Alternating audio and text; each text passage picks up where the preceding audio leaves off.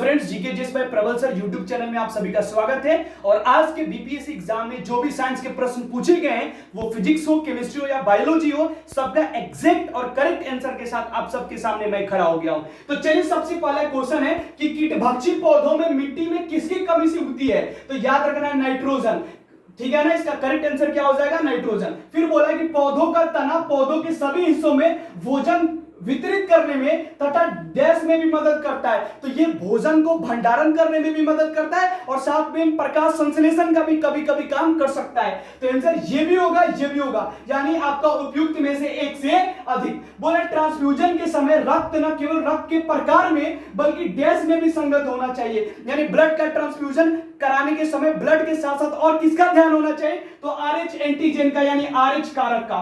फिर बोला कि पीयूष ग्रंथि कहां पे स्थित होती है? तो जो पीयूष ग्रंथि होती है वो आपकी कहां पे स्थित होती है? तो वो आपकी मस्तिष्क में स्थित होती है। क्या? मस्तिष्क यानी ब्रेन में। अगर बोला कि निमोनिया संक्रमण है तो ये जीवाणु जनित रोग है और इसमें क्या चौपट हो जाता है? तो फेफड़ा। तो इसका करेक्ट आंसर क्या हो जाएगा? फेफड़ा। ये बोला कि सार्वभौमिक स्वीकार रक्त समूह, वो कौन ऐसा ब्लड ग्रुप है जो सबसे लेता है? तो इसका आंसर हो जाएगा ए बी ब्लड ग्रुप। इसका आंसर क्या हो जाएगा? A B blood group. अब आगे देख लेते हैं दो ऊपर का क्वेश्चन। ये क्वेश्चन बोला है कि गर्भ में भ्रूण के विकास को जानने के लिए निम्नलिखित में से किन तरंगों का उपयोग किया जाता है? तो आपका अल्ट्रासोनिक वेव यानी पराध्वनि तरंगे, यानी आपका करेक्ट आंसर इसका क्या हो जाएगा? पराध्वनि तरंगे। अब चलिए आगे बढ़ते हैं। आगे आपके सामने ये क्वेश्चन है, ये क्वेश्चन का करेक्ट आंसर निम्नलिखित में से कौन सा विकल्प गलत है? तो बोला नाभिक के अंदर प्रोटॉन और इलेक्ट्रॉन उपस्थित होते नहीं भाई, नाभिक के अंदर इलेक्ट्रॉन मौजूद नहीं होता है। तो आंसर हो जाएगा ये, यानी ये गलत है और सब सही होगा। सिंपल सा बात है। इलेक्ट्रॉन रीना में सही बात। परमाणु संख्या परमाणु में प्रोटॉन की वजह से होता है, सही बात। समस्थानिक में परमाणु ईंधन के रूप में उपयोग किया जाता है, चिकित्सा में, कार्बोनेटिक में, ये भी सही बात। तो करेक्ट आंसर क्या हो जाएगा? ए। निम्नलिखित में से गलत कथन का चयन करें। गलत कथन का चयन करें तो कपास गर्मियों में कपड़े के रूप में उपयोग के लिए उपयुक्त है, ये सही है। तो क्या हो जाएगा? उपयुक्त में से कोई नहीं, सभी के सभी क्या है? सही है। अगर बात करते हैं आपका निम्नलिखित में से कौन सा तरलीकृत पेट्रोलियम गैस का प्रमुख घटक है? तो आंसर हो जाएगा ब्यूटेन। तो ब्यूटेन क्या प्रमुख घटक है? ये प्रमुख का बात कर रहा है, ठीक है ना। पानी मिट्टी से जड़ों में जिस भौतिक प्रक्रिया द्वारा गुजरता है उसे क्या कहते हैं? ऑस्मोसिस यानी परासरण। बोला कि बायोडिग्रेडेबल अपशिष्ट को आमतौर पर जिसकी मदद से उपयोगी पदार्थ में बदला जा सकता है वो क्या है? तो वो है आपका बैक्टीरिया। वो क्या? आपका बैक्टीरिया। आगे बढ़ते हैं, आगे क्वेश्चन देख लीजिए आप लोग। ये बोला ग्रेफाइट और हीरे के बारे में निम्नलिखित में से कौन सा कथन सत्य है? तो सत्य क्या है? कि वे एक समान रासायनिक प्रतिक्रिया से गुजर सकते हैं, ये कथन सत्य है। रात के समय यह सलाह दी जाती है कि पेड़ के नीचे ना सोए। क्यों भाई साहब? क्योंकि कार्बन डाइऑक्साइड मुक्त होता है, कार्बन डाइऑक्साइड मुक्त होता है। फिर बोला, ये तो मैंने इसका बैक्टीरिया करा ही दिया था, इसका परासरण करा ही दिया था, इसका आपका उपयुक्त में से कोई नहीं हो जाएगा, ठीक है ना। आगे बढ़ जाते हैं, आगे बढ़ते हैं, एक बार जल्दी से देख लीजिएगा। फिर क्वेश्चन क्या बोला?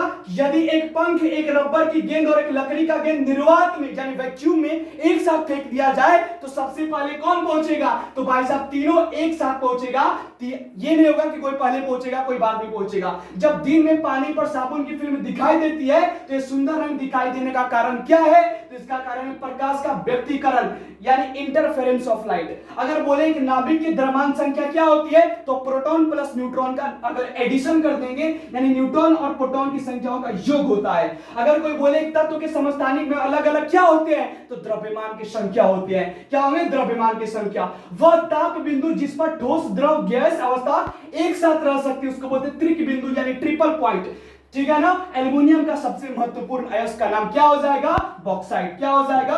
बॉक्साइट। आगे बढ़ते हैं, ये दो क्वेश्चन देख लेते हैं। ये बोला निम्नलिखित में से कौन सा सीमेंट का मुख्य घटक बोल रहा है? तो ये हो जाएगा चूना पत्थर। क्या हो जाएगा? चूना पत्थर, ठीक है ना। एल्युमिनियम वाला बॉक्साइट बता दिया, त्रिक बिंदु बता दिया, प्रकाश का व्यक्तीकरण बता दिया, ये आपका न्यूट्रॉन प्रोटॉन का योग बता दिया।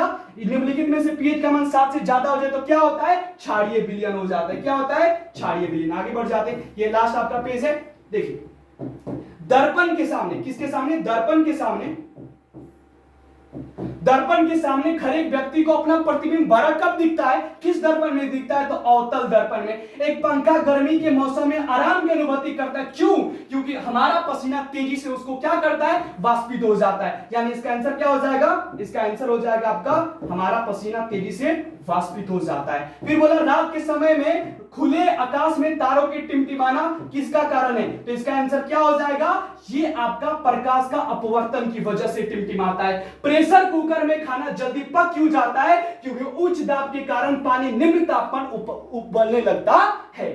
यदि रेफ्रिजरेटर के दरवाजे कुछ घंटे के लिए खोल देते हैं तो कमरे का तापमान क्या हो जाता है, बढ़ जाता है। क्या हो जाएगा आपका, बढ़ जाएगा। आंसर ये हो जाएगा बी। फिर बोला कि बर्फ का एक टुकड़ा पानी से लबालब भरे बीकर में रखा जाए तो जब पूरी बर्फ पिघल जाएगी तब क्या पानी का लेवल में अप डाउन होगा, क्या नहीं होगा, यानी पानी का जो स्तर है वो चेंज होने वाला नहीं है। आगे बढ़ जाइए। ये आपका हाइड्रोजन बम किसके सिद्धांत पर आधारित है, तो अनियंत्रित संलयन प्रतिक्रिया। तो इसका आंसर ये, इसका आंसर ये, इसका आंसर ये, इसका आंसर ये, इसका आंसर आपका जल स्तर नहीं बदलेगा।